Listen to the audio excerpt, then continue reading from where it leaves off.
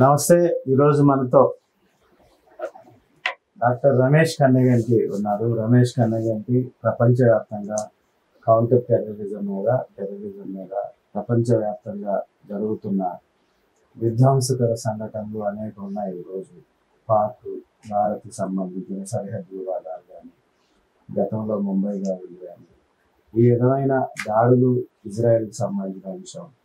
ఇటువంటి పరిస్థితులు ఏ విధంగా డెవలప్ అవుతున్నాయి ప్రపంచంలో, అసలు ఉగ్రవాద సంస్థలు ఏ విధంగా ఉన్నాయి, అసలు టెర్రరిజం అంటే ఏంటి, ఉగ్రవాద సంస్థలు ఎందుకు ఆ విధంగా పుడతా ఉన్నాయి, దీనికి ఆయా దేశాలు అనుసరిస్తున్న వ్యూహం వైఖరి ఏంటి, ఏ విధంగా ముందుకు పోవాలనుకునే విధానంలో ఆయన అనేక దేశాలు పర్యటించి దాని మీద అవగాహన కోసం అనేది ముందుకెళ్ళటం, ఆ దేశాలు పర్యటించటం, దానికి సంబంధించిన కోర్సులు అనేకం అనేది డిగ్రీలు, మాస్టర్ డిగ్రీలు, అదేవిధంగా పిహెచ్డీలు, ఈ విధంగా అనేక కార్యక్రమాలు నిర్వహిస్తూ ఈరోజు తెలంగాణలో ఎంసీహెచ్ఆర్డీలో డైరెక్ట్గా ఉన్నారు. గ్రూప్ 1 ఆఫీసర్స్ కానీ, ఐఏఎస్ ఐపీఎస్కి సంబంధించి ట్రైనింగ్ ఇవ్వడం కానీ, ఇవన్నీ కూడా అనేక అంశాలు ఉన్నాయి. అవన్నీ కూడా రమేష్ గారి మాటల్లోనే మనం విందాం. దీనన్నిటికంటే ముందు డాక్టర్ రమేష్ కన్నెగంటి అంటే మన స్వాతంత్ర సమరయోధుడు కన్నెగంటి హనుమంతరావు గారికి సంబంధించిన వారసత్వం. ఈరోజు వారిని కూడా మనం స్మరించుకోవాలి. ఏదైతే డాక్టర్ కన్నెగంటి హనుమంతరావు గారికి స్వాతంత్ర సంగ్రామంలో ఎటువంటి ఖ్యాతి ఈరోజు ప్రపంచవ్యాప్తంగా లభించిందో ఆ వారసత్వాన్ని ముందు తీసుకెళ్తూ ఈరోజు భారతదేశ వ్యాప్తంగా ఇతర దేశాల్లో కూడా డాక్టర్ రమేష్ కన్నెగంటి ఆ విధమైన సేవలు అందిస్తూ ముందుకు పోతూ ఉన్నారు. భారతదేశాన్ని కాపాడుకోవడం కోసం తన వంతుగా ప్రయత్నం చేస్తూ ఉన్నారు. అదేవిధమైన కృషి నిర్విరామంగా చేస్తూ ఉన్నారు. అసలు ఆయన కొన్న వీరికి ఏదైతే ఉగ్రవాదాలకు సంబంధించిన అంశాల్లో కౌంటర్ టెర్రరిజానికి కానీ, ఇతర అంశాల మీద కానీ ఆయన ఎటువంటి పాత్ర నిర్వహిస్తున్నారని తెలుసుకునే ముందు ఆయన ప్రొఫైల్ గురించి ఆయన అడిగి తెలుసుకున్నారు. రమేష్ గారు చెప్పండి. నమస్తే Chandu Janardhan sir, you have been a very senior journalist. మరి ఆంధ్ర తెలంగాణ రెండు తెలుగు రాష్ట్రాల్లో మీరు చక్కగా ఎంతో విశ్లేషణాత్మకంగా ఒక గొప్ప సీనియర్ జర్నలిస్ట్ గా ఎన్నో దశాబ్దాల నుంచి మీరు మీ సేవలు అందిస్తున్నారు. సిజే టీవీ ద్వారా మన తెలుగు ప్రేక్షకులందరూ ముందుకు రావటం, ముఖ్యంగా ఆసేతు హిమాచలం, కాశ్మీర్ నుంచి కన్యాకుమారి వరకు ఉగ్రవాదం అనే ఒక మత ఉన్మాదంతో మరి అమాయకుల ప్రాణాలని పెహల్గామ్ టెర్రర్ ఇన్సిడెంట్ లో 26 మంది మన భారతీయులు, 2 విదేశీయులు, 28 నిండు ప్రాణాలని పాయింట్ బ్లాంక్ తో కాల్చి ఉగ్రవాదులు మరి వాళ్ళకి మనసు లేదు, హృదయం లేదు అనే దాన్ని వాళ్ళు తెలియజేశారు. వాళ్ళని అణచటానికి మరి మన ప్రధానమంత్రి గారు గౌరవ Narendra Modi garu, national security advisor Shri Ajit Doval garu, మరి డాక్టర్ ఎస్ జయశంకర్ గారు, మా ఢిల్లీ జవహర్లాల్ నెహ్రూ యూనివర్సిటీలో మా సూపర్ సీనియర్ గారు, ఇప్పుడు మన ఫారెన్ అఫైర్స్ మినిస్టర్ గారు, వీళ్ళందరూ కలిసి క్యాబినెట్ కమిటీ ఆన్ సెక్యూరిటీ, అంటే దేశ రక్షణ, దేశ భద్రత కోసం వీళ్ళందరూ కలిసి ఒక కమిటీగా ఏర్పడి చాలా నిర్ణయాలు తీసుకోబోతున్నారు. ఇవాళ 1 మే 2025, ఇంకా 1-2 రోజుల్లో దాని పరిణామాలు చూడబోతున్నాం. పాకిస్తాన్లో ఉన్న ఉగ్రవాద శిబిరాల్ని అధపాతాళానికి తొక్కటానికి మనసా వాచా కర్మేణ పాకిస్తాన్ని అష్టదిగ్బంధనం చేస్తున్నాము. ఇక నా యొక్క స్వాగతానికి వస్తే, నా పేరు రమేష్ కన్నెగంటి. మా ముత్తాత కన్నెగంటి హనుమంతు గారు 1922లో పల్నాడులో దుర్గిమండలం మించాలపాడులో ఆ రోజున బ్రిటిష్ వారికి వ్యతిరేకంగా పోరాడితే, మరి బ్రిటిష్ వారు కట్టెపుల్లల మీద కూడా ట్యాక్స్ వేస్తే దానికి వ్యతిరేకంగా పోరాడితే ఆయన్ని కాల్చి చంపారు 1922 ఫిబ్రవరిలో. మరి ఆయన వారసత్వాన్ని పుణికిపుచ్చుకొని తర్వాత మేము over a period of time Tenali వచ్చి సెటిల్ అవడం జరిగింది. అది నా బ్యాక్గ్రౌండ్. నేను, మా నాన్నగారు కన్నెగంటి గోపీచంద్ గారు, మా అమ్మగారు కన్నెగంటి పార్వతి గారు.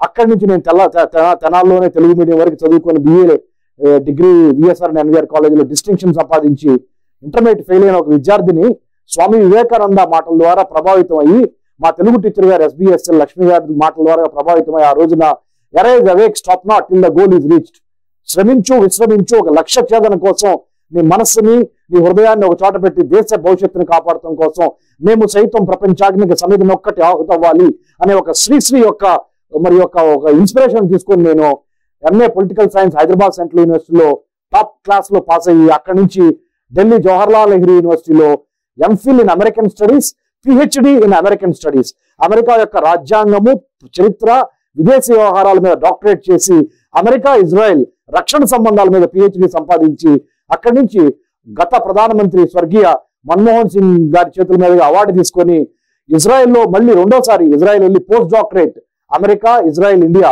3 దేశాలు కలిసి ఫండమెంటల్ మరి టెర్రర్ ఎలిమెంట్స్ ని ఎట్లా ఓడించాలి అనే దాని మీద పోస్ట్ డాక్టరేట్ చేసి ఇజ్రాయెల్ నుంచి వచ్చిన తర్వాత ప్రస్తుత జాతీయ భద్రతా సలహాదారు శ్రీ అజిత్ దోవల్ గారి దగ్గర, అప్పుడు ఆయన డైరెక్టర్ వివేకానంద ఇంటర్నేషనల్ ఫౌండేషన్ గా పనిచేశారు. ఆయన దగ్గర నేను కౌంటర్ టెర్రరిజం రీసెర్చ్ అసోసియేట్ గా కూడా ఢిల్లీలో పనిచేసింది. అంటే మన 2 తెలుగు రాష్ట్రాల నుంచి ఒక పిహెచ్డి ఇన్ అమెరికన్ స్టడీస్ తో పాటు పోస్ట్ డాక్టరేట్ చేసి అమెరికన్ గవర్నమెంట్ ద్వారా IVLP ఫెలోషిప్ సంపాదించి ఇంటర్నేషనల్ విజిటల్ లీడర్షిప్ ప్రోగ్రామ్, అంటే IVLP అంటారు, అంటే ఎమర్జింగ్ లీడర్స్ కి ఇచ్చే అవార్డు, అది నాకు ఎడ్యుకేషన్ రంగంలో వచ్చింది. మరి దాన్ని సంపాదించి అమెరికాలో 10 యూనివర్సిటీస్ లో ఇండియా అమెరికా మీద, రక్షణ సంబంధాల మీద, ద్వైపాక్షిక సంబంధాల మీద నా ఉపన్యాసాలు ఇచ్చి వచ్చి అజిత్ దోవల్ సార్ దగ్గర పనిచేసిన తర్వాత దక్షిణ భారతదేశంలో దేశానికి సంబంధించిన భద్రత, దేశ రక్షణ, విదేశీ వ్యవహారాలు, food security, water security, cyber security, coastal security, maritime security అనే వాటి మీద పరిశోధన చేసే సంస్థ లేదు. దక్షిణ భారతంలో Hyderabad is the bridge between north India and south India. Multicultural, multi ethnic, multi lingual society is Hyderabad. So I have started my think tank centre for human security studies, మానవ రక్షణ అధ్యయన సంస్థ. ఆన్ దేశ అంతర్గత భద్రత మీద పనిచేస్తా, విదేశీ వ్యవహారాల మీద పనిచేస్తా. ఎంతో మంది 15,000 మంది యువతకి గత 12 ఏళ్లలో 1 month ఇంటర్న్షిప్స్ చొప్పున వాళ్ళకి దేశ భద్రత, దేశానికి సంబంధించిన ఫారెన్ అఫైర్స్, మిగతా టెక్నాలజీస్ మీద కూడా ఇంటర్న్షిప్ ఇస్తా. ఈ రోజున 35 మంది IASలు, IPSలు దీంట్లో సభ్యులుగా ఉన్నారు. Former union home secretary Padma Bhushan Padmanabhaiah గారి దగ్గర నుంచి, డాక్టర్ మోహన్ కందా గారు ఫార్మర్ చీఫ్ సెక్రటరీ గారి దగ్గర నుంచి, శ్రీ MV భాస్కర్ రావు గారు, శ్రీ MV కృష్ణారావు గారు, HA దొర గారు, KC రెడ్డి గారు, స్వంజిత్ సేన్ గారి దగ్గర నుంచి, మన ద్వారకా తిరుమలరావు గారి దగ్గర నుంచి, CV ఆనంద్ గారు, ఇక్కడ మహేందర్ రెడ్డి గారు, ఇప్పుడు రాష్ట్ర DGP జితేంద్ర గారు, తెలంగాణ రాష్ట్ర DGP, అక్కడ హరీష్ కుమార్ గుప్తా గారు, ఆంధ్ర DGP, ఇలా చాలా మంది, ఇంకెంతో మంది, Amit Garg national police academy director గారు, అంజనా సిన్హా మేడం, ఇలా ఎంతో మందిని ఒక చోటకి మరి మీ అంతా ఒక గ్రూప్ గా ఏర్పడి దేశ రక్షణ కోసం, దేశ భద్రత కోసం మరిచెన్నారెడ్డి మానవ వనరుల అభివృద్ధి సంస్థలో మేము centre for human security studies ఆఫీసును పెట్టి గత మరి 12 ఏళ్లుగా అవిశ్రాంతంగా కృషి చేస్తున్నాం. చందు జనార్దన్ గారు, ఇది నా యొక్క బ్యాక్గ్రౌండ్ సార్. రమేష్ గారు, బాగా మీరు భారతదేశం కోసం పనిచేయటం, భారతదేశ భద్రత కోసం పనిచేయటం, అదేవిధంగా ప్రపంచ దేశాలకు కూడా మీరు మీకున్న పరిజ్ఞానంతో గైడెన్స్ ఇవ్వటం చాలా గొప్ప విషయం. అందులో కన్నగంటి గారి వారసత్వంతో ముందు పోవటం మరో గొప్ప విషయం. వీటన్నిటిని కూడా మా పక్షాన మీకు ప్రత్యేక ధన్యవాదాలు, హృదయపూర్వక శుభాకాంక్షలు చేస్తా ఉన్నాం. ఎందుకంటే ఈరోజు ఒక యువకుడు ఒక వ్యాపారం వైపు, ఒక రాజకీయ వైపు, ఇంకో వైపు, లేదా ఒక ఉద్యోగం చేసుకుంటూ లక్షల కోట్ల వైపు చూస్తున్న తరుణంలో నిత్యం దేశ సమగ్రత కోసం, సౌభ్రాతృత్వం కోసం, పటిష్టత కోసం మీరు పనిచేయడం అనేది చాలా గొప్ప విషయం. అయితే రమేష్ గారి విషయానికి వద్దాం. ఇప్పుడు భారత్ పాక్ వ్యవహారంలో పాక్ వైఖరి పట్ల మీ ఆలోచన? పాక్ వైఖరి 14 ఆగస్టు 1947 నుంచి, పాకిస్తాన్కి స్వతంత్రం వచ్చింది 14 ఆగస్టు 1947 సార్. 15 ఆగస్టు 1947 భారతదేశానికి స్వతంత్రం వచ్చింది. ఆ రోజు నుంచి ఈ రోజు వరకు ఈ 77 ఏళ్ళు 78 ఏళ్ళు చూస్తే 4 సార్లు మిలిటరీ పాలనకి వెళ్ళింది పాకిస్తాన్ సార్. పర్వేజ్ ముషరఫ్, జియావుల్ హక్, యాహ్యా ఖాన్, అయూబ్ ఖాన్, మీరు ఏమైనా చెప్పండి, వీళ్ళందరూ మిలిటరీ రూలర్స్గా ఆ దేశాన్ని పరిపాలించారు. ఆర్మీ, ISI, ముల్లా అంటే మత ఛాందస్వాదులు, ఈ ముగ్గురు కలిసి ఆ దేశాన్ని పరిపాలిస్తున్నారు. ప్రజాస్వామ్యబద్ధంగా ప్రజల కొరకు, ప్రజల చేత, ప్రజలచే ఎన్నుకోబడిన ప్రజాస్వామిక ప్రభుత్వానికి అక్కడ విలువ లేదు. ఏదో ఆర్మీ ఆర్ ఇస్లాం, ISI అంటే ఇంటర్ సర్వీస్ ఇంటెలిజెన్స్ ఏజెన్సీ అంటారు, పాకిస్తానీ ఇంటెలిజెన్స్ ఏజెన్సీని ISI కానీ, పాకిస్తానీ ఆర్మీ కానీ, లేదా ఈ ముల్లా ఫండమెంటల్ ఎలిమెంట్స్ కానీ, ఈ ముగ్గురే పాకిస్తాన్ని భ్రష్టు పట్టించి ఈ విధంగా ఈ రోజున పాకిస్తాన్ ఈ విధంగా ఉందంటే ఆ ముగ్గురు కారణంగా. పదే పదే భారత్ మీద పాక్ కాల్దవడానికి కారణాలు ఏంటి? అసలు ఏంటి మూలం ఏంటి? వాళ్ళు అంత పెద్ద దేశం మీద పదే పదే ఒక్కసారిగా రెచ్చగొట్టే కార్యక్రమాలు ఎందుకు చేస్తా ఉన్నారు? భారతదేశం పెద్ద దేశం, భారతదేశం తిరగబడితే పాకిస్తాన్ అనేది కనపడదు.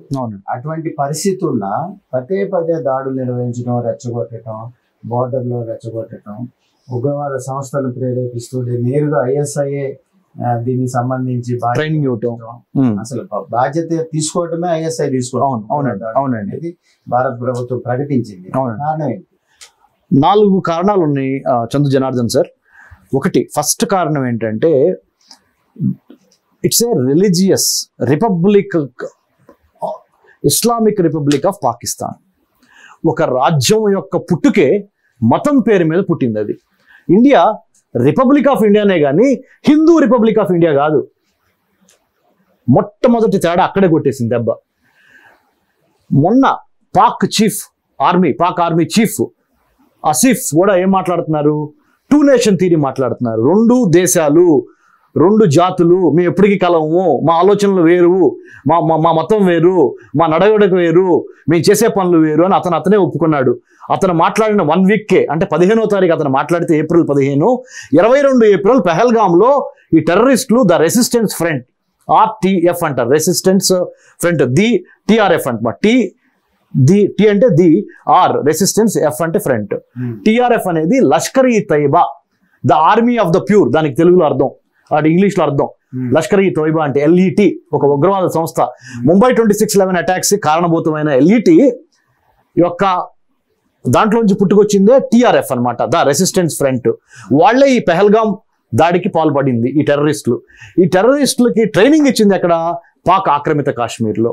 మీరు అడిగారు నన్ను, ఎందుకు, ఏం చూసుకొని పాకిస్తాన్ ఇలా ప్రవర్తిస్తుంది? దాని దగ్గర డబ్బు ఉందా? లేదు. దాని దగ్గర సోఫిస్టికేటెడ్ టెక్నాలజీ ఉందా? లేదు. దాని దగ్గర లేకపోతే GDP, గ్రాస్ డొమెస్టిక్ ప్రొడక్ట్ ఏమైనా టాప్లో ఉందా? లేదు. హ్యూమన్ డెవలప్మెంట్ ఇండెక్స్ అంటారండి చంద్ర జనార్దన్ గారు. అంటే అర్థం ఏంటంటే మానవుని యొక్క అభివృద్ధికి సూచికలు 197 దేశాలు ఉంటే ప్రపంచంలో, 197 దేశాల్లో 141వ స్థానంలో ఉంది పాకిస్తాన్ హ్యూమన్ డెవలప్మెంట్ ఇండెక్స్ ప్రకారం. అంటే తినడానికి తిండి లేదు, ఉండటానికి ఇల్లు లేదు, కట్టుకోవడానికి బట్ట లేదు, చేయడానికి ఉద్యోగం లేదు. అలాంటి ఆ పేదరికము, ఆ నిరక్షరాస్యత, ఆ ఎనగాడితనము, ఆ మత ఛాందసవాదం మూలన టెర్రరిజము అది పుట్టినిల్లు అయిపోయింది. ఇంకో కారణం ఏం చూసుకొని అంటే, పిచ్చోడికి చేతిలో రాయిస్తే పిచ్చోడికి ఏం చేయాలో తెలియదు. అణ్వాయుధాలు ఉన్నాయి అనే ఒక అతి ఆత్మవిశ్వాసంతో, ఓవర్ కాన్ఫిడెన్స్ తో, రైట్, వెరీ గుడ్ అండి, అణ్వాయుధాలు ఎక్కడి నుంచి ఇచ్చారు అనేదానికి కొద్దిగా మన ప్రేక్షకులు, CJ టీవీ ప్రేక్షకులు ఒక్క 1 మినిట్ సహనంగా వినాలి. 1914 నుంచి 1918 చివరి వరకు మొదటి ప్రపంచ యుద్ధం జరిగింది. 1939 నుంచి 1945 వరకు రెండో ప్రపంచ యుద్ధం జరిగింది. రెండో ప్రపంచ యుద్ధం జరిగిన తర్వాత ప్రపంచం 2 వర్గాలుగా డివైడ్ అయిపోయింది. ఒక వర్గము USSR, ఇంకొక వర్గము USA. ఇన్ అదర్ వర్డ్స్, ఒక వర్గము కమ్యూనిజము, సోషలిజము, ఇంకొక వర్గము క్యాపిటలిజము. ఇది ప్రచ్ఛన్న యుద్ధం అంటారు, దీన్ని కోల్డ్ వార్ అంటారు. ఆ 1945 నుంచి 1991 వరకు ఈ 2 భిన్న ధృవాలు కొట్టుకుంటా ఉండేవి. ఆ పక్షంలో అప్పుడే పుట్టిన పాకిస్తాన్, 1947 ఆగస్టు 14 పుట్టిన పాకిస్తాన్ బిగినింగ్ లో అమెరికా సపోర్ట్ చేసింది, తర్వాత స్లోగా ఇరాన్ సపోర్ట్ చేసింది, తర్వాత స్లోగా కొన్నాళ్ళు సౌదీ అరేబియా సపోర్ట్ చేసింది, కొన్నాళ్ళు స్లోగా మిగతా organisation of Islamic country support చేసింది. వీటన్నిటి మూలంగా, దానికి ప్లస్ ఉన్న మిలిటరీ రూల్ మూలంగా ఏమైంది, ఒక అణ్వాయుధాన్ని డెవలప్ చేయడానికి వాళ్ళు ప్రయత్నం చేశారు. ఆ ప్రయత్నంలో వాళ్ళు సఫలీకృతం అయ్యారు. సో దాన్ని బట్టి మనం కూడా ఏం చేశాము, మన ఐరన్ లేడీ ఆఫ్ ఇండియా, భారత ప్రియతమ ప్రధాని, అప్పుడు టెర్రరిజానికి బలైపోయిన ఒక గొప్ప ప్రధానమంత్రి, దురదృష్టవశాత్తు టెర్రరిజానికి బలైపోయిందని మన శ్రీమతి ఇందిరాగాంధీ గారు ప్రైమ్ మినిస్టర్ గా ఉన్నప్పుడే 74లో మొదటి న్యూక్లియర్ ఎక్స్ప్లోజన్ మనం చేసి పాకిస్తాన్కి ధీటుగా మనం నిలబడ్డాం.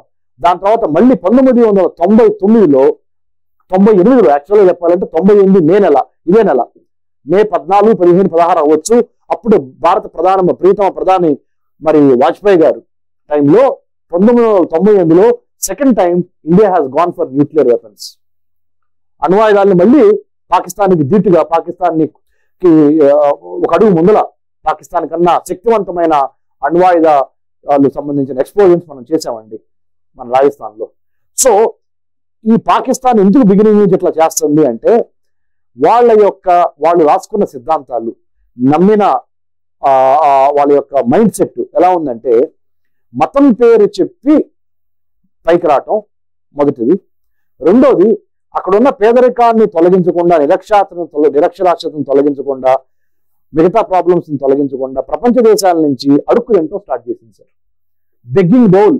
Since beginning Pakistan believed in one thing, ఏదో అమెరికా సపోర్టు, ఇప్పుడు చైనా సపోర్ట్ చేస్తుంది సార్. ఇది తెర వెనక. రమేష్ గారు మొదటి నుంచి కూడా స్వాతంత్రం వచ్చినటి నుంచి కూడా పాకిస్తాన్ కి ఇతర దేశాల సహకారం అంటే మద్దతు ప్రకటించడం దేని వల్ల అంటే సరిహద్దు వివాదంతో జరిగే చెప్తానండి భాగమేనా, అసలు భారత్ తో గొడవ కోసమే సపోర్ట్ కొనసాగించారు మొదట్లో యుఎస్ గానీ ఇప్పుడు చైనా గానీ? చెప్తానండి.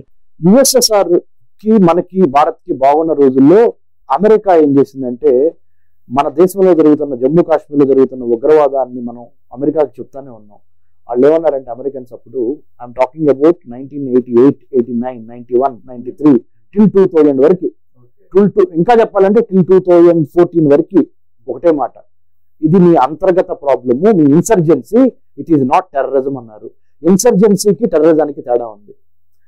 ఈ ఇన్సర్జెన్సీ అంటే ఏంటంటే, ఒక దేశంలో ఉన్న కొన్ని గ్రూపులు అసంతృప్తితో దేశ సార్వభౌమాధికారానికి వ్యతిరేకంగా తమ అస్తిత్వాన్ని కాపాడుకోవడానికి చేసేది ఇన్సర్జెన్సీ.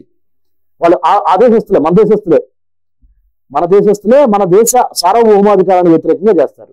టెర్రరిజం వచ్చేసరికి ఒక మతాన్నో, ఒక ప్రాంతాన్నో, ఒక ఆర్థిక రాజకీయపరమైన లక్ష్యాలను సాధించడం కోసం, ముఖ్యంగా మతపరమైన లక్ష్యాలు సాధించడం కోసం హింసను ఆయుధంగా వాడుతున్న ఉగ్రవాదం.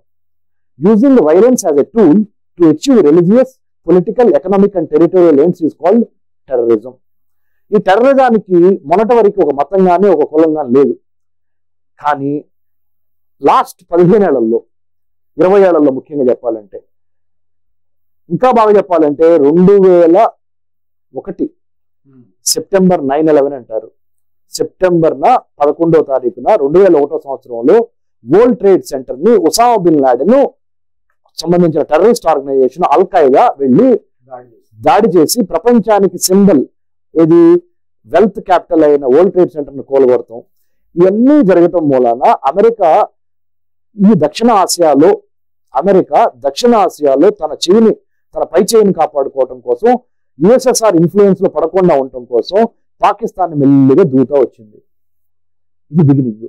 ఏం చూసుకొని పాకిస్తాన్ వెర్రవీగిందని ప్రశ్న మీరు వేశారు.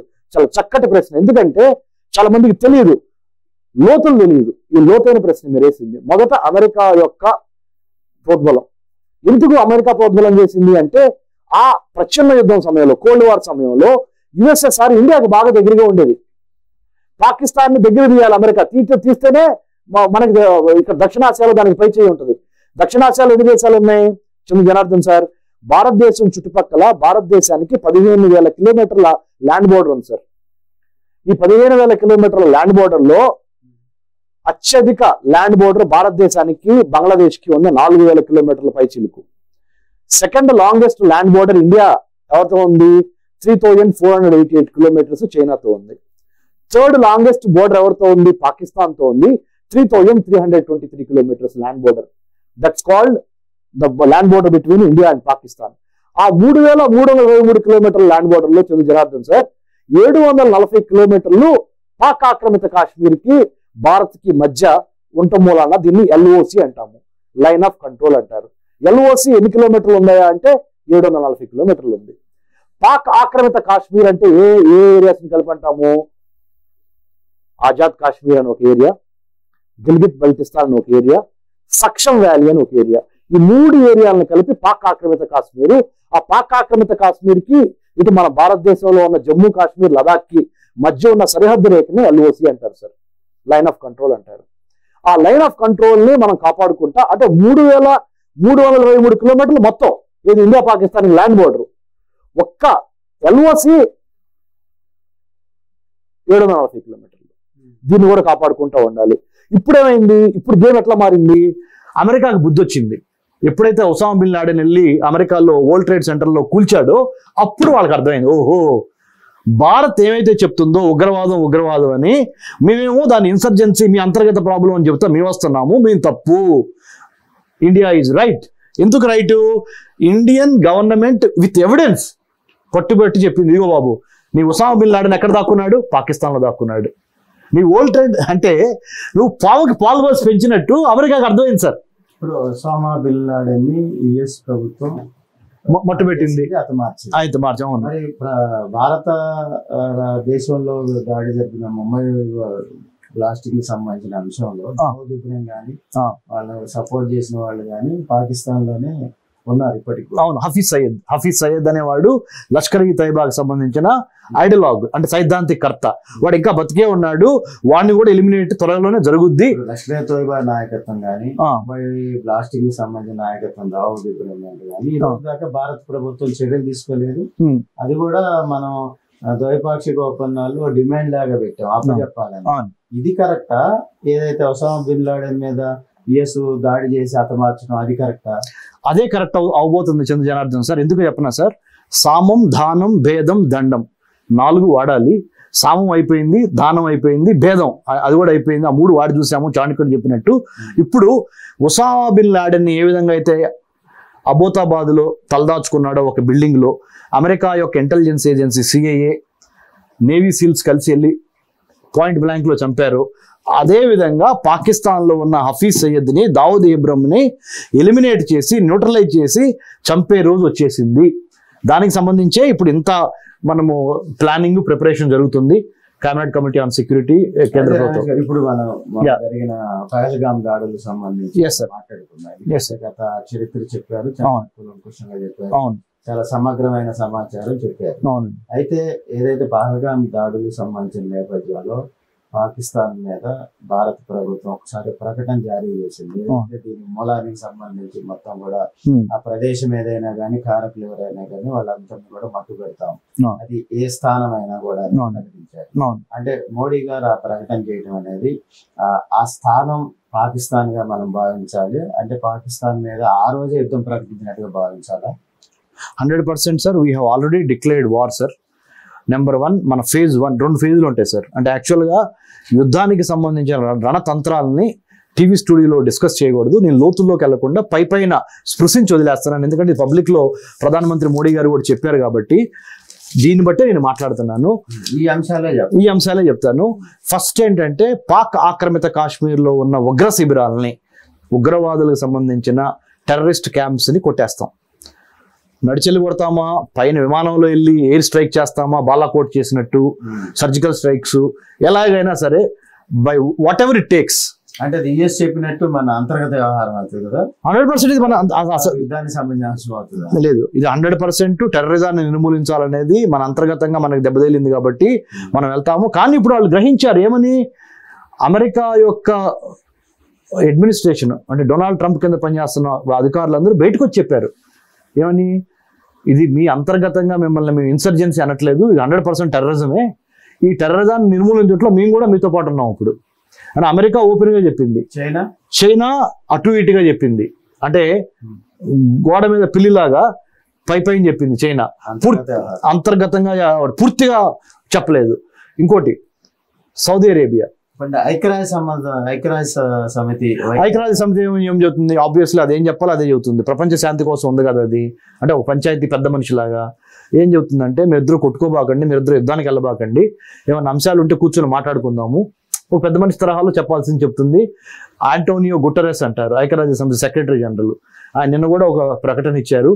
ఇండియన్ ప్రైమ్ మినిస్టర్ గారు షాబాజ్ షరీఫ్, పాకిస్తానీ ప్రైమ్ మినిస్టర్ గారు, please do not go to war, యుద్ధానికి వెళ్ళొద్దు, కలిసి కూర్చొని మాట్లాడుకోండి, నెగోషియేట్ చేయండి, డిబేట్ చేయండి, డిస్కస్ చేయండి. అంటే దేశం మీద దాడి జరిపి హతమారిస్తే, ప్రజలను హతమారిస్తే చర్చల ద్వారా ఏ విధంగా సాధ్యం అవుతుంది? అబ్సల్యూట్లీ. అది ఐక్యరాజ్య సమితి అక్కడే ఫెయిల్ అయింది. ప్రపంచంలో ఏ కాన్ఫ్లిక్ట్ అనేది ఆపలేకపోయింది.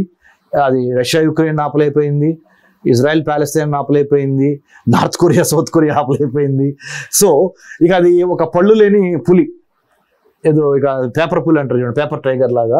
సో వాళ్ళు చెప్పాల్సింది వాళ్ళు చెప్పారు. ఇకపోతే ఇక మన విషయానికి వస్తే phase 1లో మనము పాక్ ఆక్రమిత కాశ్మీర్ని కొడతాము. phase 2లో కొడతామా, స్వాధీనం చేసుకుంటాం, కొట్టి 100% స్వాధీనం చేసుకునే దిశగానే వెళ్తాం మనం. దీంట్లో ఇంకా వేరే ఎందుకంటే కొట్టి వదిలేసాం అనుకోండి, మళ్ళీ ఇది ఒక వైరస్ మళ్ళీ పుట్టింది. టెర్రరిస్టులు చంపుతాం సార్, కానీ టెర్రరిజాన్ని అంతమొందించాలి. టెర్రరిస్టులు చంపితే ఆ రోజు గెలిచినట్టు, టెర్రరిజాన్ని అంతమొందిస్తే మనం ఫ్యూచర్లో కూడా గెలిచినట్టు. కాబట్టి టెర్రరిస్ట్ని, టెర్రరిజాన్ని రెండింటిని అంతం చేయడంలో భాగంగా మన కౌంటర్ టెర్రరిజం పాలసీ ఉంటుందండి. మన ఉగ్రవాద వ్యతిరేక నిరోధక పాలసీ ఎలా ఉండబోతుందంటే కూకటి వేళ్లతో సహా ఉగ్రవాదాన్ని పాకిస్తాన్ నుంచి, స్టేట్ ఇనిషియేటింగ్ టెర్రరిజం అంటే Pakistan sir, state conducting terrorism అంటే పాకిస్తాన్, స్టేట్ స్పాన్సరింగ్ టెర్రరిజం అన్నా కూడా పాకిస్తానే. ఆ మూడిటికి పాకిస్తాన్ ఫిట్ అవుతుంది. అది నేను చెప్పటం కాదు, భారతదేశం చెప్పటం కాదు, ప్రపంచంలో ఎన్నో దేశాలు భారత్ వైపు ఇప్పుడు సపోర్ట్గా ఉన్నాయి. 2025 మే 1వ తారీఖున భారతదేశానికి ఉన్న మోరల్ సపోర్ట్ కానీ, ఫినాన్షియల్ సపోర్ట్ కానీ, ఇంటెలిజెన్స్ సపోర్ట్ కానీ వేరే ఏ దేశానికి లేవు. 100% పాక్ని కిందకి అధపాతాళానికి తొక్కటానికి సంబంధించి అష్టదిగ్బంధనం చేయబోతున్నాం సార్. అష్టదిగ్బంధనం అంటే ఏంటో కూడా చెప్పమంటే చెప్తాను నేను. చెప్పండి. పాకిస్తాన్ని అష్టదిగ్బంధనం చేయబోతున్నాం అంటే Gwadar port, Qasim port, Karachi port, ఈ 3 పోర్టుల్లో కట్ చేయబోతున్నాం.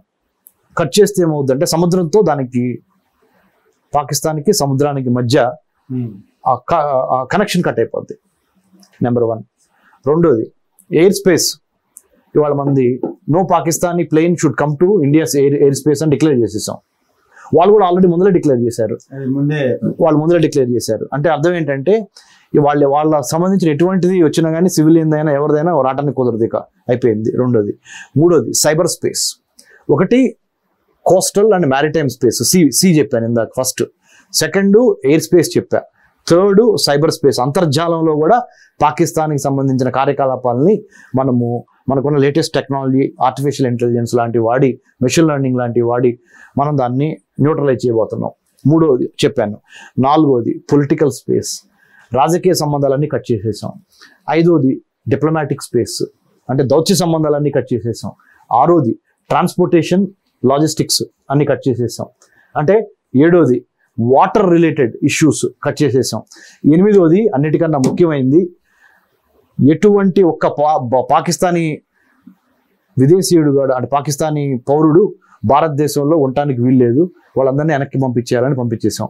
ఈ విధంగా ఈ 8 రకాలుగా ప్లస్ అన్నిటికన్నా మించి ప్రపంచంలో ఐక్యరాజ్య సమితి సాక్షిగా, ప్రపంచంలో మిగతా ఆర్గనైజేషన్స్ సాక్షిగా డిప్లొమాటిక్గా ఎటువంటి చర్యలు తీసుకోవాలో డాక్టర్ ఎస్ జయశంకర్ గారు తీసుకుంటున్నారు. అంటే రమేష్ గారు ఇన్ని అష్టదిగ్బంధనం అనేది చెప్పారు. అవును. అయితే మనం 4 రోజుల క్రితం చూసినట్టయితే వాటర్ అనేది సడన్ గా వదలటం జరిగింది. ఏ వ్యూహంతో వాటర్ అనేది పాకిస్తాన్ లో వదిలింది ప్రభుత్వం? అంటే దాని వెనక డెఫినెట్ గా 1960లో జనార్దన్ సార్, 1960లో ఇండియాకి పాకిస్తాన్కి మధ్య సింధు నది ఒప్పందం జరిగింది. ఆ సింధు నది ఒప్పందంలో భాగంగా పాకిస్తాన్కి ఇంత షేర్ ఆఫ్ వాటర్ మనం వదలాల్సిన అవసరం ఉంది. అది వదలకుండా మనం ఆపేసేసాము, ఎందుకంటే మన దేశం మీద వాళ్ళు చేసిన దాడికి మన ప్రతీకారం. అది నెంబర్ 1. నెంబర్ 2, 1972లో సిమ్లా ఒప్పందం జరిగిందండి ఇండియా పాకిస్తాన్కి మధ్య. ఆ సిమ్లా ఒప్పందంలో భాగంగా ఒకటేంటంటే ఇరు దేశాలని గౌరవించుకోవాలి, ఇరు దేశాల యొక్క సార్వభౌమాధికారాన్ని, సమగ్రతని కాపాడుకోవాలి. ఇంకోటి ఏంటంటే రాజకీయంగా, ఆర్థికంగా ఇచ్చిపుచ్చుకోవాలి, ముఖ్యంగా ఫైనాన్షియల్ ఇష్యూస్ కానీ, ట్రాన్స్పోర్ట్, ట్రేడ్. వాటర్ నిలుపుదల చేసిన తర్వాత భారత ప్రభుత్వం సడన్ గా వాటర్ అనేది వదిలింది. దానికి కారణం కూడా చెప్తాను. ఎందుకు అంటే ముఖ్యంగా వాటర్ వదలటం మూలాన మన యొక్క అసంతృప్తిని ఒకేసారి వాళ్ళకి ఒక డిజాస్టర్ లైక్ సినారియో మనం క్రియేట్ చేయాలి. That is also an extension of war. War అంటే ఓన్లీ బాంబులు వేసుకోవటమే కాదు, యుద్ధాన్ని ఇంకొద్దిగా స్ట్రెచ్ చేస్తే రాజకీయంగా, ఆర్థికంగా, తిండి, నీరు, బట్ట, కూడు, గుడ్డ, కనీస సౌకర్యాలకు కూడా నోచుకోలేని పాకిస్తానీ ప్రభుత్వాన్ని, పాకిస్తానీ సివిలియన్స్ రేపొద్దున వాళ్ళ ప్రభుత్వాన్ని మీద మొహం మీద ఉమ్మూసి పాకిస్తాన్లో ఒక రెవల్యూషన్ లాగా వచ్చి ఉన్న అధికారుల్ని, ఉన్న ప్రధానమంత్రి, కౌన్సిల్ ఆఫ్ మినిస్టర్స్ని కిందకి లాగే కార్యక్రమానికి తొలి అంకం ఇది. అది శ్రీలంకలో జరిగింది, బంగ్లాదేశ్లో జరిగింది, ఇప్పుడు ఇక్కడ పాకిస్తాన్లో జరగబోతుంది. అదే రమేష్ గారు, ఇంకొక అంశం ప్రధానంగా ఈ ఏదైతే పహల్గామ్ దాడులు తర్వాత ప్రధానమంత్రి గారు దాని మీద రివ్యూ నిర్వహించి అధికారాలన్నీ కూడా త్రివిధ దళాలకు అప్పచెప్పినట్టుగా చూసాం మనం. అవును. అంటే ఏదైనా నిర్ణయం తీసుకోవాలన్నా, ముందుకు పోవాలన్నా ఫ్రీడమ్ ఇచ్చేస్తున్నాను, ఫ్రీడమ్ ఇస్తున్నట్టుగా. అవును. అంటే ఏ వ్యూహంతో, అంటే దాంట్లో డైరెక్ట్ గా గతంలో ప్రభుత్వం ఏమైనా నివారించే పరిస్థితి, ఆచితూచి స్టెప్స్ చేసే పరిస్థితి ఉండేది. ద్వైపాక్షిక ఒప్పందాల ఉల్లంఘన కానీ ఆర్మీ వివిధ దళాలు నష్టపోయినా కూడా ఆచితూచి వెళ్ళాలని చెప్పేది. అందులో భాగంగానే మళ్ళీ జాతీయ భద్రతా సలహా మండలిని కూడా రివైవ్ చేశారు. అవునండి. దాంట్లో నిష్ణాతులు ఇన్ఛార్జ్ ఈ రెండింటికి గల అర్థం ఏంటి? Very simple sir. సింబాలిక్ గా ఇప్పుడు వాళ్ళు 2 పనులు చేశారు ఉగ్రవాదులు. సింబాలిక్ టార్గెట్స్ అని, సాఫ్ట్ టార్గెట్స్ అని 2 ఉంటాయండి ఉగ్రవాదం పరిభాషలో. సాఫ్ట్ టార్గెట్ అంటే రైల్వే స్టేషన్స్, బస్ స్టేషన్స్, పర్యాటక కేంద్రాలు అంటే టూరిజం ప్లేసెస్, ఎక్కడ తక్కువ సెక్యూరిటీ ఉన్న ప్లేసెస్కి వెళ్ళి మనుషులను చంపటం ద్వారా మేము బతుకున్నాము, మా ఐడియాలజీ బతుకుందని టెర్రరిస్ట్ చెప్తా ఉంటాడు. దాన్ని సాఫ్ట్ టార్గెట్ అంటారు. సాఫ్ట్ టార్గెట్ చూజ్ చేసుకుంటారు. హైదరాబాద్లో దిల్సుఖ్ నగర్, హైదరాబాద్లో లుంబిని పార్కు, హైదరాబాద్లో గోకుల్ చాట్. ఎందుకు దాన్ని చూజ్ చేసుకున్నారు చెప్పనా సార్? దాన్ని సాఫ్ట్ టార్గెట్ అంటారు. అంటే అక్కడ ఎక్కువ సెక్యూరిటీ ఉండదు, వాళ్ళని చంపడం ద్వారా మేము ఇంకా బతుకున్నాము, మా టెర్రరిజము, మా టెర్రరిస్ట్ ఆర్గనైజేషన్ ఉనికి ఇంకా ఉంది, మీరు మా మీద విజయం సాధించలేకపోయారని చెప్పడం అనమాట. దీన్ని సాఫ్ట్ టార్గెట్ అంటారు టెర్రరిజం పరిభాషలో. ఇంకోటి సింబాలిక్ టార్గెట్ అంటారు జనార్దన్ సార్. సింబాలిక్ టార్గెట్ అంటే అర్థం ఏంటంటే, సింబాలిక్ టార్గెట్ అంటే ఒక మతపరమైన దేవాలయం కానీ, చర్చ్ కానీ, మాస్క్ కానీ, ప్రజాస్వామ్యానికి చిహ్నమైన టెంపుల్ ఆఫ్ డెమోక్రసీ అంటారు పార్లమెంట్ కానీ, అసెంబ్లీ కానీ, లేదా ఒక క్యాపిటల్, ఫినాన్షియల్ క్యాపిటల్ అంటే RBI, reserve bank of India కానీ, లేదా ఒక పోలీస్ స్టేషన్ కానీ, లేదా ఒక మిలిటరీ అవుట్ పోస్ట్ కానీ, వీటిని కొడతం ద్వారా, వీటి మీద బాంబులు వేసి వీటి మీద ప్రాణ నష్టం, ఆస్తి నష్టం కలిగించడం ద్వారా ఒక ఉగ్రవాది ఇది సింబాలిక్ టార్గెట్గా చెప్తాడు అనమాట. అంటే మీ దేశంలోకి వచ్చా, మీ పోలీస్ డిపార్ట్మెంట్నే కొట్టా, నువ్వెంత? నేను మీ దేశంలోకి వచ్చా, మీ మిలిటరీ వాడినే చంపా, నువ్వెంత? నేను మీ దేశంలోకి వచ్చా, మీ చట్టాలు చేసే ప్రజాస్వామ్యానికి దేవాలయంగా భావించే పార్లమెంట్ని కొట్టా, మీరెంత? అనే ఒక సింబాలిక్ టార్గెట్ని వాళ్ళు తీసుకుంటారు. దానికి ప్రతిచర్యగా మన భారత ప్రధానమంత్రి కూడా సింబాలిక్గా రెండిటి మీద ఫ్రీడమ్ ఇచ్చాడు. ఒకటి, మిలిటరీ మిమ్మల్ని చాలా తక్కువగా తీసుకొని, మిమ్మల్ని తక్కువగా అంచనా వేసి భారతదేశంలోకి వచ్చి పాక్ ఆక్రమిత కాశ్మీర్ నుంచి జమ్మూ, మన ఇండియా సైడ్ జమ్మూ కాశ్మీర్లోకి వచ్చి ఇలా వాళ్ళని చంపెళ్ళారు, మిమ్మల్ని తక్కువ అంచనా వేశారని వాళ్ళు భావిస్తున్నారు కదా, ఇప్పుడు మీరేంటో వాళ్ళకి చూపించండి అని సింబాలిక్గా మిలిటరీకి పూర్తి పగ్గాలు ఇచ్చేసేసారు. ఇంకోటి కూడా ఏం చెప్పాడంటే, మీ మీద మాకు పూర్తి విశ్వాసం ఉంది, మీ యొక్క ఎబిలిటీ మీద, మీ విల్ మీద, మీ స్కిల్ మీద, you please go and kill. ఇది సింబాలిక్గా మేమంతా మేము అనుకున్నామని చెప్పడానికి సింబాలిక్గా అదొకటి జెస్చరు. ఇంకోటి ఏం చేశాడు, అంతర్గతంగా బాహ్యపరంగా భారతదేశం యొక్క భద్రతని రివ్యూ చేసి అలోక్ జోషి గారని ఫార్మర్ రా చీఫ్ని చైర్మన్గా పెట్టి నేషనల్ సెక్యూరిటీ అడ్వైజరీ బోర్డు మళ్ళీ అంటే కొత్త మెంబర్స్ని తీసుకొని 16 మెంబర్లు ఉంటే 16లో 7 కొత్త వాళ్ళని తీసుకొని, ఒక ఆర్మీ ఆయన్ని, ఒక నేవీ ఆయన్ని, ఒక ఎయిర్ ఫోర్స్ ఆయన్ని, ముగ్గురు ఐపీఎస్ని తీసుకొని, తద్వారా ఒక ఐఎఫ్ఎస్ ఆఫీసర్ని కూడా తీసుకొని, మనందరికీ గర్వకారణము మన తెలుగువారు తూర్పుగోదావరి జిల్లా నుంచి బి వెంకటేష్ వర్మ గారు, Indian foreign service officer IFS, మా Delhi Jawaharlal Nehru university school of international స్టడీస్లో కూడా చదువుకున్న ఆయన last posting ambassador, Indian ambassador to Russia, మొన్నే రిటైర్ అయ్యారు, మన హైదరాబాద్లోనే ఉంటారు. ఆయన్ని కూడా, బి వెంకటేష్ వర్మ గారిని కూడా ఈ కొత్తగా వచ్చిన జాతీయ భద్రతా మండలిలో అడ్వైజరీ బోర్డులో సభ్యులుగా తీసుకున్నారు. ఇది మనకు చాలా గర్వకారణం కూడా తెలుగు వారికి. సో అంత పెద్ద పొజిషన్ రావటం. సో అంటే సింబాలిక్ టార్గెట్, సాఫ్ట్ టార్గెట్. మండలి నియామకం పూర్తయింది, పని చేస్తున్నట్టు కూడా మనం భావించాల్సిన. అవును. ఈ పాక్ టెర్రరిజానికి సంబంధించిన అంశంలో చైనా వాళ్ళని టెర్రరిజంగా ఎందుకని భావించట్లేదు? టెర్రరిజం ఓకే, చైనా యాంగిల్ తీసుకొద్దాం. వెరీ గుడ్ అండి, చైనా యాంగిల్ తీసుకొచ్చారు చందు జనార్దన్ గారు, చాలా మంచి ప్రశ్న వేశారు. అది చైనాకి పాకిస్తాన్కి మధ్య చైనా ఏం చేసిందంటే సార్, సిపెక్ అంటారు, చైనా పాకిస్తాన్ ఎకనామిక్ కారిడార్ అంటారు ఇంగ్లీష్లో. తెలుగులో చైనా పాకిస్తాన్ యొక్క ఆర్థిక నడవ. అంటే చైనా తన యొక్క వ్యాపారాన్ని అభివృద్ధి చేసుకొని పాకిస్తాన్లో కొన్ని ఏరియాస్ ద్వారా, కారకోరం హైవే వాటి ద్వారా సెంట్రల్ ఏషియా కంట్రీస్ని రీచ్ అవడానికి. సెంట్రల్ ఏషియా కంట్రీస్ అంటే Kyrgyzstan, Uzbekistan, Turkmenistan, Kyrgyzstan, Kazakhstan, Uzbekistan, Turkmenistan, వీటి ద్వారా తూర్పు ఐరోపా అంటే ఈస్టర్న్ యూరోప్లో ఈ హంగేరీ, యుక్రెయిన్, ఇక్కడ దాకా తమ వ్యాపారాన్ని అభివృద్ధి చేసుకోవాలంటే పాకిస్తాన్ ఇచ్చే ఆర్థిక నడవ, పాకిస్తాన్కి డబ్బులు ఇచ్చి, పాకిస్తాన్కి అప్పు ఇచ్చి, గ్రాంట్ ఇచ్చి ఆ దేశంలోకి దూరి డెట్ ట్రాప్ డిప్లొమసీ అనే ఒక టెక్నిక్ అనమాట చైనాది. డెట్ ట్రాప్ డిప్లొమసీ అంటే ఏంటంటే తీర్చలేనంత అప్పిచ్చింది, అప్పిచ్చి నెగోషియేట్ చేస్తుంది. మీ పోర్ట్ వాడుకుంటా, మీ ఎయిర్పోర్ట్ వాడుకుంటా, మీ యొక్క దేశంలో నుంచి నేను రోడ్లు వేసుకుంటా, గతంలో బ్రిటిష్ పాలన లాగా రైల్వే ట్రాక్ వేసుకుంటా, నేను నాకేం వద్దు, నాకు సైనికంగా ఏం వద్దు, నాకు నన్ను వ్యాపారం చేసుకొని అని ఎంటర్ అవుద్దండి. అదే ఎంటర్ అయ్యేదాన్ని సిపెక్ అంటారు. ఆ యొక్క ఇంట్రెస్ట్ పాకిస్తాన్తో చెలిమి చేస్తే వచ్చే ఒక ఉపయోగం అది చైనాకి. అందుకని పాకిస్తాన్ని భుజాల మీదకి ఎత్తుకుంది.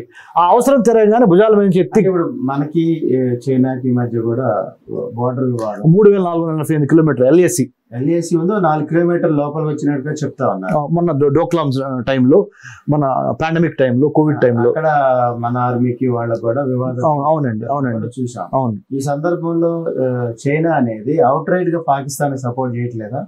ఇప్పుడు లాస్ట్ 4-5 ఇయర్స్ నుంచి over a period of time, ముఖ్యంగా కోవిడ్ 2022 నుంచి, అంటే కోవిడ్ అయిపోయిన దగ్గర నుంచి గత 3 ఏళ్లలో స్లోగా చైనాకి ఏం అర్థం అవుతుందంటే పాకిస్తాన్ ఒక మునిగిపోయే నావా, షిప్, దాన్ని పట్టుకొని ఎలాడితే మనం కూడా మునిగిపోతాము.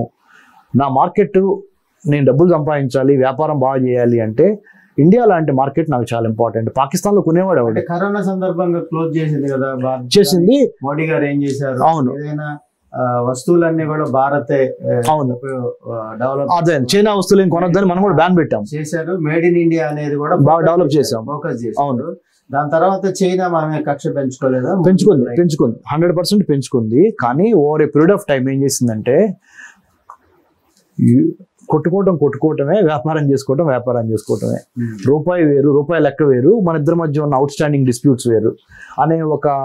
చైనా ముడి సరుకులు మనం అసలు ఆపగలుగుతామా? ఆపలేం. మంచి ప్రశ్న. కొన్నిటిని చైనా ముడి సరుకులు, కొన్నిటిని ఆపలేం.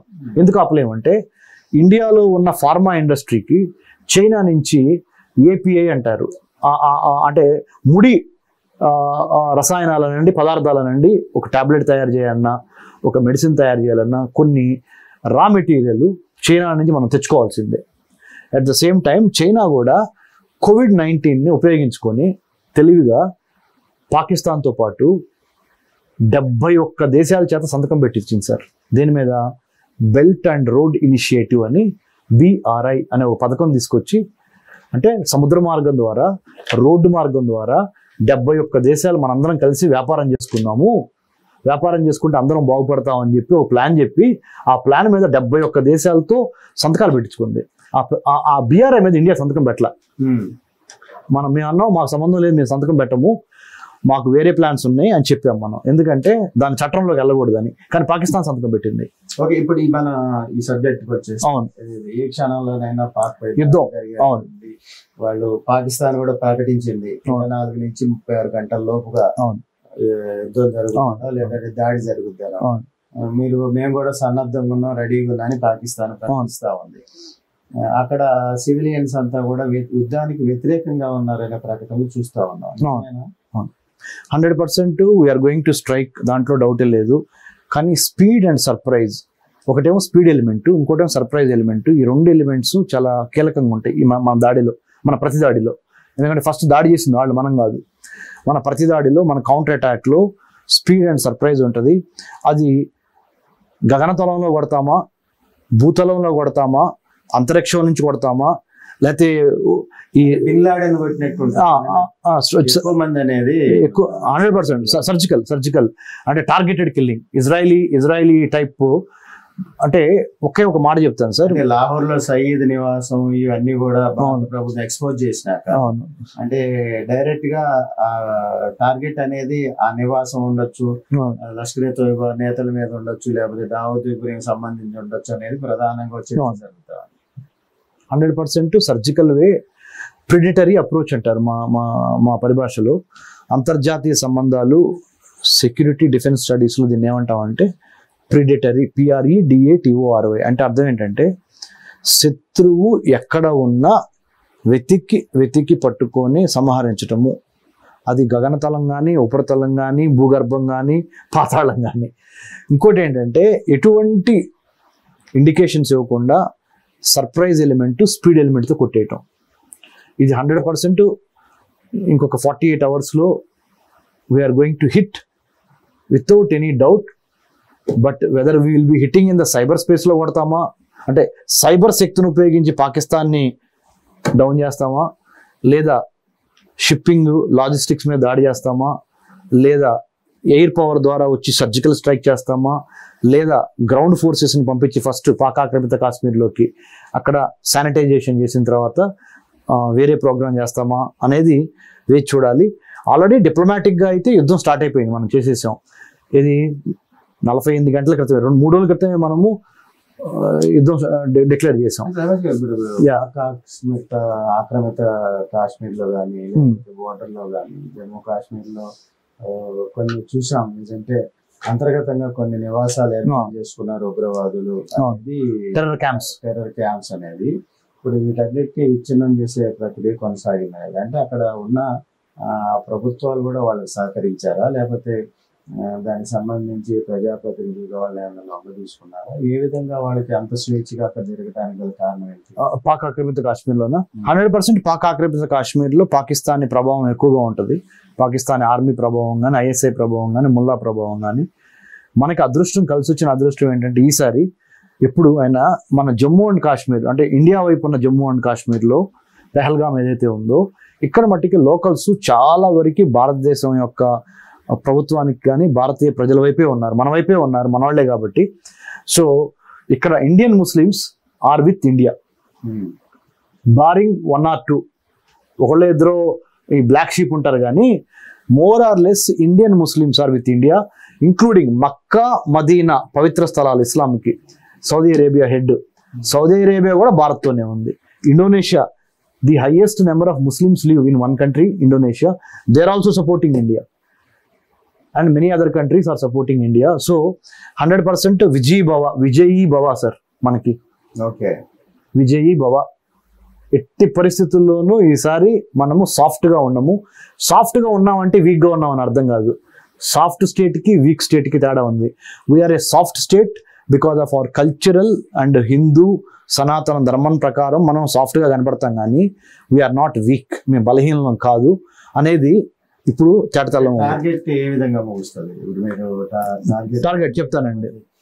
ముందు పోవటం కానీ, యుద్ధం కానీ అల్టిమేట్ గా ఓకే, క్లైమాక్స్ ఏంటి? రైట్, అర్థమైంది.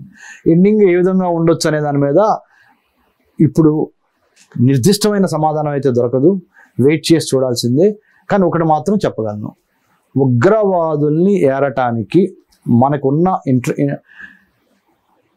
Human intelligence, technical intelligence, imagery intelligence, visual intelligence, అన్ని ఇంటెలిజెన్స్ని క్రోడీకరించి మనకున్న సమాచారంతో పాకిస్తాన్లో ఎక్కడ ఉగ్రవాద క్యాంపులు ఉన్నా అన్నిటినీ ఎయిర్ బాంబింగ్ అంటారా, సైబర్ దాడి అంటారా చేస్తాం.